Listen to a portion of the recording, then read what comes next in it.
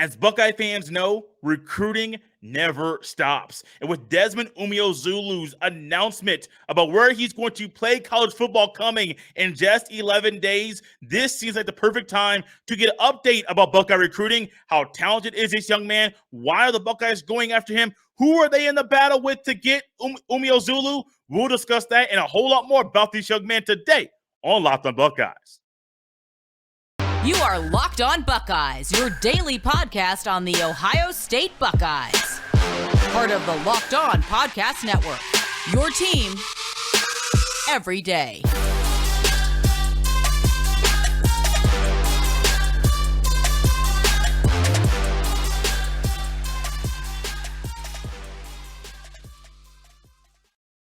What is up, Buckeye fans? Welcome back to another episode of Locked on Buckeyes for the Locked on Podcast Network. I'm your host, Jay Stevens, also the host of the Jay Stevens Podcast. It is Thursday, August 18th in the year 2022, and I want to thank you for making Locked on Buckeyes your first listen or first watch of every single day. On today's episode, we will be joined by John Garcia Jr. John is the director of football recruiting for Sports Illustrated and Locked On's football recruiting insider to give us all the information, to get an update about Buckeye recruiting centered around Desmond Umeyo Zulu, a talented four-star edge defender.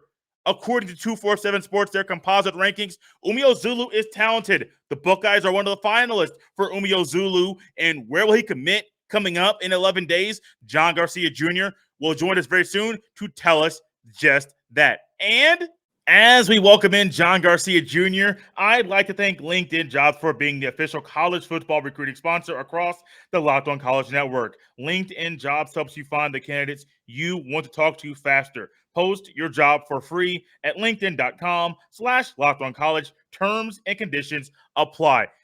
I keep looking, John, on Twitter and seeing people that are in the media that cover Ohio State recruiting, specifically for the Buckeyes, and also just fans alike that are talking a lot about Desmond Umeozulu. I hope I pronounced that correctly. If I did not, forgive me. It's a little bit of a tongue twister.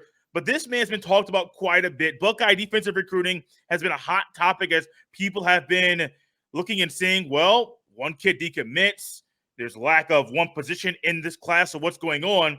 But Umeozulu, he's a four-star kid according to 247 Sports, really talented. I believe he stands about 6'6", 240. He's someone that when you're looking at guys on the edge that Ohio State might add, I venture he's probably in that list of contenders that could commit because Ohio State likes talented, versatile kids, and he fits that billing. 100%, Jay. This is a clear blue chip edge prospect. Now, there are a lot of them out there, so you do start to wonder how Ohio State views that pecking order. But individually, yeah, Umeozulu was one of the best in the country. He's got a commitment date coming up, right? He's the first one of this group of edge targets, if you will, that's going to come off the board right now, planning on committing on August 29th. South Carolina among the schools in the mix there. Ohio State, it could come down to them too, but there's a couple other schools still technically in the mix. Pitt was a bit of a surprise to see on his list. So we'll see how that develops here going forward. But North Carolina, the fourth school, by the way, that he mentioned on his list. But look, this is going to be fascinating from both perspectives, right? You have Ohio State's perspective and Desmond's perspective. And I think on the Buckeye front, you have to look at these other available edge players, right? Mateo Uyangalele, Damon Wilson down in Venice, Florida, about an hour north. You got Keon Keeley now back on the market, the number one edge in America. Damon is number 2. Uyangalele is like number 4 for us at SI. I mean, these are cream of the crop prospects. So I do think it's going to be fascinating to watch how Ohio State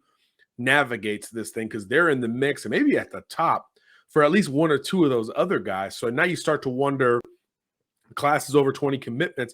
You start to wonder how many spots are truly available at that position. So this could be a circumstantial situation with Umeozulu, who, again, nothing against him in his own right, but those other three guys, longer-term priorities, higher ranked on SI, and I'm assuming elsewhere, although I haven't looked recently.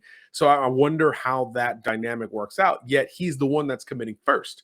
Desmond is. So there's a really interesting back and forth strategically on how Larry Johnson, Ryan Day, Jim Knowles, this crew handles this situation. And you still got over a week until this decision goes down. So things can change in that next week, right? Wednesday night, Keon Keeley's a Notre Dame commitment until he isn't. And now he's back on the market. He wants to take visits, and Ohio State is probably the next visit he's going to take all of a sudden. So now the board change and shifts and is a little bit manipulated. So you wonder how all those items affect Umeozulu going into his decision. But look, he took the Ohio State official visit in June, really liked it. Again, South Carolina appears to be the primary competition. No disrespect to North Carolina or Pitt. So I'm curious to see how Desmond handles this over the next 11 days as well, because his phone will be ringing off the hook. And when Ohio State makes one of those calls, how does that conversation go? I think there could be a decision right now, and then it could change in the next 10 days or so. And Ohio State could have a lot to do with it one way or the other. So it will be fascinating to track down the stretch, but a very good problem for Ohio State to have. You've got 4 premium edge rushers, all big, all fast, all fitting that mold of what we see Ohio State covet on the recruiting trail simultaneously. But one of them's committing in August. The rest are pretty much taking their time at this point. So there's going to be some strategy, some poker involved in this decision from Ohio State's perspective. How would you describe the recruitment of Umeozulu, not just from Ohio State side point of view, but from the grand scheme of things? How would you describe this young man's recruitment? It's been up and down, ebb and flow. When you're a kid from the DC area, that East Coast, you have a lot of exposure, and a lot of schools have been in and out on his list at different points. There was, some Penn State's talk early in his recruitment, Michigan as well. Obviously the in-state schools, Maryland, those schools are always going to be involved. But as we got closer, there were some surprises in the decisions that he made, and they came after official visits to Ohio State and South Carolina, the two schools that we really view as the top contenders in this recruitment right now. He did go up to Michigan and really liked it, but Pitt and North Carolina ended up being the other two schools in the mix here. So there's been some ebb and flow to this recruitment, to the point where I think it's a South Carolina-Ohio State battle, and South Carolina is not in the same situation as OSU from a potential standpoint. So South Carolina is doing this. All chips are moved in on Umeozulu. They've got a great O-line class established. There's a few edge targets and defensive line targets that they're in on. Xavier McLeod commits tonight on the interior. Umeozulu at the end of the month on the exterior. So South Carolina is trying to package an SEC sell and footprint for this recruitment, which is something that clearly resonates with Desmond himself, right? I mean, you're talking Ohio State and the Big Ten, South Carolina and the SEC. I mean, those are some really attractive conferences to jump into, right? With marquee games, marquee offenses that you're going to face, et cetera. So the exposure situation is pretty similar between these two programs, but I do know he's got to be higher on South Carolina's board than Ohio State's at this moment. Does it change? Can it change? Does he care? I mean, there's so many questions that come with something like that, which is what makes his recruitment going to be pretty interesting here down the stretch. We're here with John Garcia Jr. He is the director of football recruiting at Sports Illustrated and Locked On's football recruiting insider. This is Locked On Buckeyes. I love having John on. It's been a while, schedules conflicted, things like that, but I love having John on. And John, I saw a tweet. I don't know exactly if you saw this, but this young man was disgruntled about something that somebody portrayed him in a negative way on a YouTube channel. How would you describe, say, his character? Maybe he was misrepresented in this YouTube show. I didn't even get to see it. I just saw his reaction. It sounds like it looks like you may know what I'm talking about. How would you describe this young man's character? Because I know that Ohio State values him and how he is as a young person, character-wise and things of that nature. If he was a knucklehead or troublemaker, they probably wouldn't go after him. Yeah, there are varying levels of how these schools check in on these kids, right? Obviously, characters, it's always been important, but it's more important now, let's be honest, right? In the day and age of social media and these platforms that give everyone a voice, it's really important to navigate that as carefully as possible. So I do think it's tough when you're talking about a minor outside of anything legal and tangible. Right. It's very tough to jump in on something like that. And it's touchy for us to talk about as adults. So I do think that it's an interesting choice to go that route if you're going to, go public about an opinion about a teenager. I do think that's an interesting choice from the adults' perspective in that regard. And I understand Desmond for countering, right? You understand people protecting their reputation. And I do think it's important for him to have his own voice and be able to do so. But it's really tough to go at a kid, for me. So I generally stay away from those things in general. But again, unless it's something legal or tangible or something that pulls away these schools, let's be honest. I mean, they're not going to deal with anything in the margins. They're not going to deal with it, right? There's too many great players. There's too much negative PR that could come with it. They're not going to deal with the margins today. Cancel culture, all that PR, PC stuff, it's rampant, right? So you can't really navigate in those waters. So if I see schools backing out, fine. We'll follow up and see what's really going on. But I haven't heard about schools completely shutting down their recruitment of this kid. So until I hear that, I won't react more specifically. But yeah, it's really tough to make those calls and go public with some of those calls without really knowing. We don't really know a lot of these kids as well. I haven't heard anything bad it didn't come to my inbox or across my desk. But we never really know until it's tangible. So I usually stay away from those things. And I think it's a shame if other folks don't operate the same way without true depth of knowledge and then truth on top of all of that. And even then, really hard to diminish the character of somebody that you don't know that could really be harmful in their entire life, someone so young. So touchy subject, but yeah, definitely something I haven't seen come across my desk tangibly with this kid. John, we talk a lot about him, the recruitment. Maybe is there a character issue, things like that. What about him on the football field? What do you like about him? Well, you mentioned it, 6'6", 240. The first step is really nice here. There's some counter moves to his game. I think he's got the frame to play potentially inside down the line, depending on how he grows. Similar to Jason Moore, who we talked about earlier when he committed to Ohio State, one of the top prospects in the country. We almost ranked as an edge, but we ended up ranking as an interior defensive lineman. He's kind of right on that bubble. And I think Umeozulu is in that similar range. He's not as good as Jason at the point of contact or working inside, but he's got some of those same traits where you could see that becoming a part of his game here down the line. Worst case scenario, he stays trim and rushes the passer with a really nice first step. I think there's a little bit of bend in his game as well. So as he polishes up, gets a little bit more technique, I think he could round out his pass rusher arsenal as well. And if he gets a little bit bigger in that process, he could counter that with a true inside game, which is, I think, where he would have the most value down the line at the back half of his collegiate career, wherever he ends up. I saw 240. I saw 240, and I thought immediately bump him up 250, 255, maybe 260, keep him on the edge. But it sounds like you're thinking wherever he goes, they might add more weight to him once he's playing in college. Am I correct with that little analysis or reaction to what you said?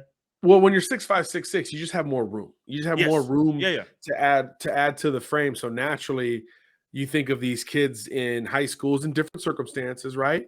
Are you really getting a focused nutritional plan and strength plan simultaneously while people are monitoring your every move? Of course not. Even at the best, at IMG and modern day, it's still not like that. So in college, you're going to have the opportunity to put on weight very, very easily. You're going to be working out hard, lifting hard. You're going to be eating, specific to what they want your body type to be. So I think naturally with freshmen, you're always going to put on first, unless it's, 400-pound kid or something like that. Right. You're always going to put on weight first. And then I think that can dictate some changes to your positional projection down the line, especially when you have the room like he does to continue to fill out. But it could go the other way as well. We've seen both scenarios work out, but I just tend to go all things even. I go with the kid bulking up most likely at the next level, at least to a degree. John, I was recently, this is actually a few months ago now, I was at a high school baseball game of all things. A kid I knew from when he was like 4 or 5 years old, a senior in high school. He's going to be playing D1 baseball coming up in the fall. And I was at the game, and next to his parents, who I knew was a mom of a kid who's now playing college baseball. And the mom whose son's playing college baseball said, my son, between the time he left high school, went to summer baseball tournaments and things like that with his college team, came back right before starting his freshman year of college. She said his son gained 15, maybe 20 pounds, and it's all healthy weight. Now, I don't know the exact number, but she said they got him on a proper weight training program, a proper diet, like you said, for exactly what they want him to be. And, buddy, that weight just started coming on quickly. Now, it may have been less than 15 pounds, but 15, 20 pounds in a short amount of time. Mom may have been exaggerating, but she noticed a significant amount of size added to him. How do you think Umeozulu, as I almost pronounced his name incorrectly, how do you think this weight, adding it to him, is going to impact him once he's playing college? Let's say it is Ohio State. Let's say he puts on 30, 35, maybe 40 pounds. Will that hinder the athleticism that he currently has, transitioning that to the college football field? Yeah, I think when we do that hypothetical, we think of adding 40 pounds right now and like, oh, how does that slow me down? But it would be gradual, right? Correct. So you expect him to get stronger in that process. So now he is maybe a little bit more lower body dominant, right? He's got great length and lean build. So now all of that fills out proportionately, and you could be strengthening strengths, right? I mean, he's known for his pass rushing ability, that first step. Well, if you get stronger in your lower half, that first step is going to be a little bit twitchier, a little bit quicker to trigger. And then, you still have great length regardless of how much weight you have here. So I do think if you do add that type of mass, 40, 50 pounds, and you're working inside, that length is still to your advantage. But if you can stay low and continue to play with leverage and strength, it could still round out your game, even though you're not this twitchy first step pass rusher like you were at the high school level. So it really could work both ways in a lot of situations. And again, Ohio State has done this about as well as anybody over the last, forever. It seems like, they know what they want up front, and they know how to get you there from a heightened weight and positional standpoint. We mentioned Keon Keeley. I mentioned to you before the show started, I saw some things about him, and people were discussing it, instantly reacting to the news as soon as he decommitted from Notre Dame. Umeozulu's commitment, like you said, is coming before we expect Keon Keeley to announce where he's going to commit to play college football. How do you think this more specifically directly impacts Umeozulu, as he might be leaning towards Ohio State, the bigger brand, over South Carolina? But with Keeley still in the fold and still up for grabs, he might say, nah, I'm going to ditch the Buckeyes to go towards the Gamecocks. And then for Ohio State, it's also interesting because they could accept a commitment and then also maybe miss out on Keeley because Keeley might want to go to Ohio State. So it's really tricky for both players, for both schools, all the schools involved. How do these two directly go hand in hand in the recruiting process for Ohio State? And these two kids are talented, but the one who just decommitted, as you said, is more talented than the kid we're spending most of our time talking about. Yeah, I think the timing here is really tough. You're talking about a kid who decommits at the same position, 12 days before Desmond is set to make his commitment. And now, September 3rd, there's talk of Keon visiting the Horseshoe, right? So now you're seeing some tangible stuff beyond Umeozulu's commitment that has ties between Keeley and Ohio State. And again, you don't rule out Uyangalele, Damon Wilson, some of these other players that are also involved. So I do think it's tricky. There's really no other way to put it. You've got to navigate it the right way and communicate it the right way. And I wonder if Umeozulu knows of this today. I mean, he might find out later today. Yeah. It sounds like certainly South Carolina might bring it up if they talk to him. But that's the game. That is recruiting. And when you are a blue blood, when you are Ohio State, Georgia, Alabama, Clemson, that's probably the group right now. When you're Texas A&M last year, when you're that group, you got to make these decisions. You've got to play the numbers game to a point, and you've got to stretch those margins as much as you possibly can in order to get the best class. And we've seen Ohio State do it. Hello, have you seen this receiver class? Right? All those guys outside of Bryson Rodgers, who committed first, all those guys committed consecutively. So there is a way to navigate this where you feel like, hey, there's a lot of guys at this position, but we can all kind of have our share of the prize.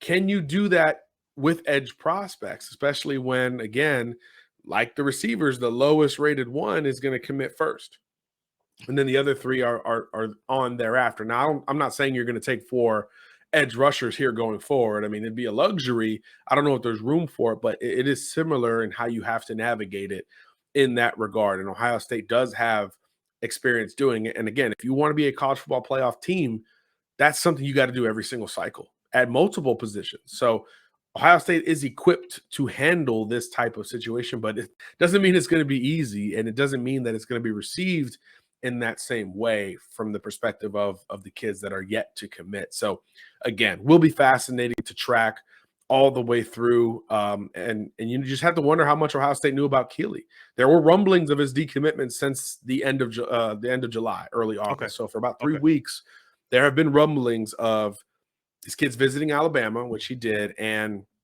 Notre Dame doesn't want its commits taking visits. So once he visited Alabama anyway, you got the sense of, okay, this could be a point of contention between Marcus Freeman and Keon Keeley. And now we know he wants to take even more trips. So that's why the decommitment goes down. Alabama, Ohio State, Florida, the 3 schools that immediately come to mind as the beneficiary from him backing off of that Notre Dame commitment, something Ohio State has to take advantage of immediately, to the point where, again, it looks like he's already set a visit up to Columbus to check out the Notre Dame game, which is so fitting in recruiting. It's about as recruiting as it gets right there. And I think that will be fascinating to track and something Ohio State has to acknowledge. You can't just move past that when something like that becomes available. It is the nature of roster management and roster building. It's like in the NFL offseason, people didn't know Tyreek Hill was available, but once they did, everybody started putting together deals. Okay, let's go get this guy. He can change our season, right? So when a Keon Keeley becomes available, shout out to my hometown Dolphins, by the way.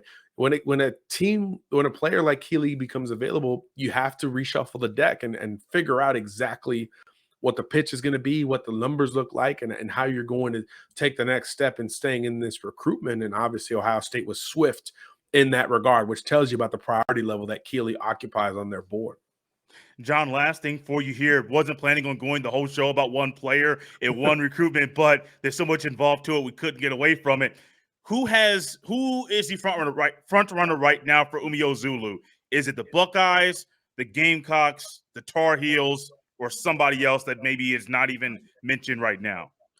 I do think South Carolina is the most stable approach to this recruitment. Like we said, Ohio State's could be up and down. It could be changing right now as we speak. Yeah. So in that regard, I do think South Carolina has been the most consistently stable option that he has been presented with. It is still in the SEC, obviously, huge level of competition in that regard.